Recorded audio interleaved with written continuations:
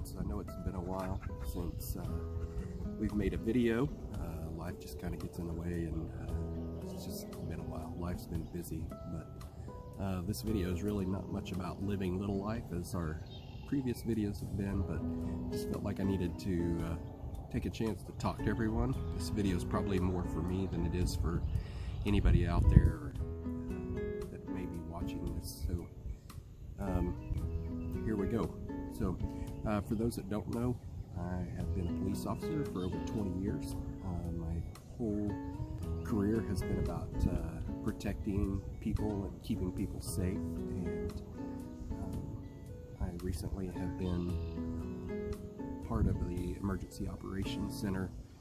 I work on emergency planning and emergency management, so just my whole world has been about making sure that people feel safe and protected where they're at, and that they're able to enjoy life as much as possible.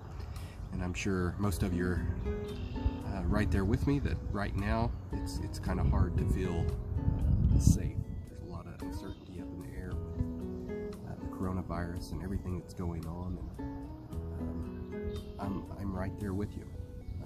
Just a lot of uncertainty, a lot of anxiety, and stress that's involved with that, and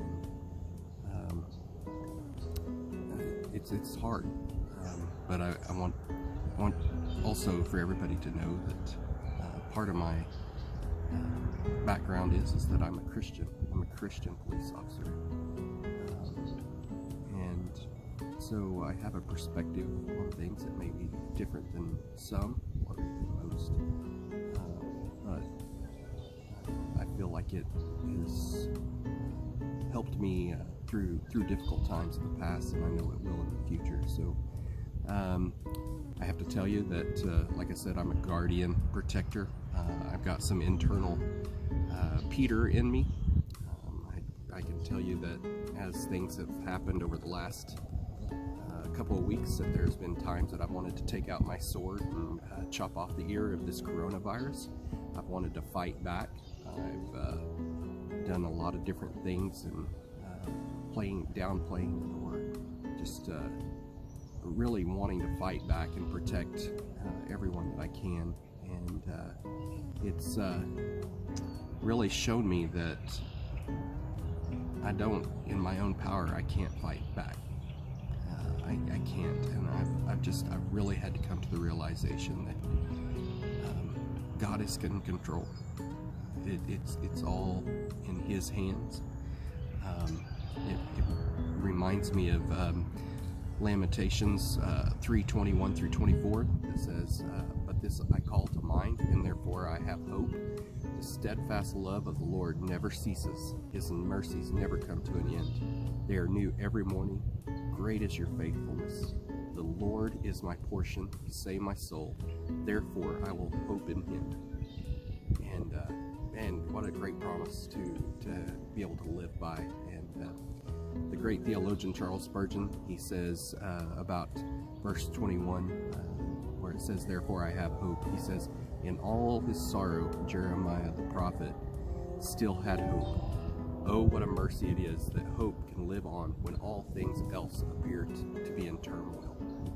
And that is one promise that we can make sure that we can lean on and have hope in, is that God, His mercies will be new each morning and each and every day. And I've also come to realize that what a great opportunity this is for Christians to show God's love in ways that we've never had the opportunity to do before, in ways of kindness. I was out walking our dogs just a little bit ago in our neighborhood.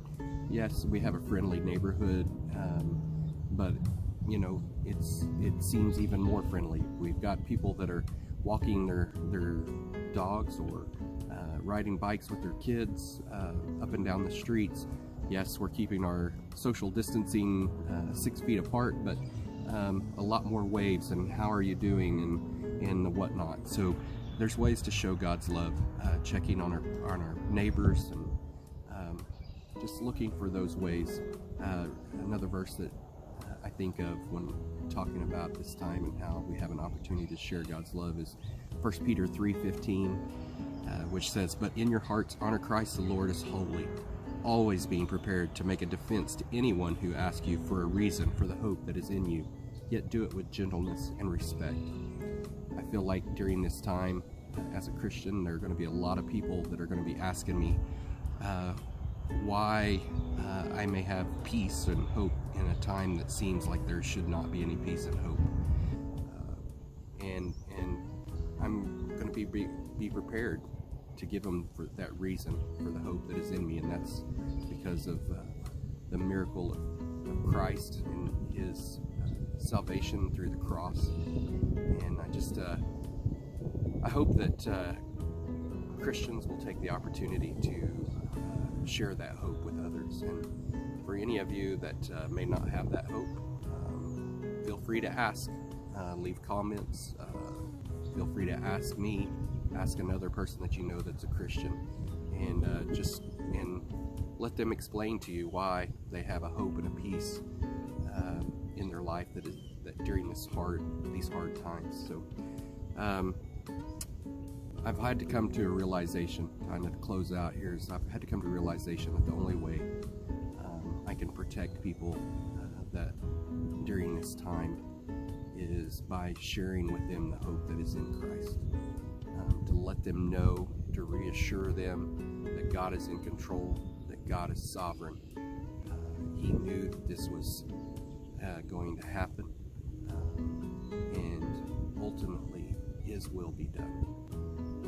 In Philippians 1:21 it says, "For me to live is Christ, and to die is gain."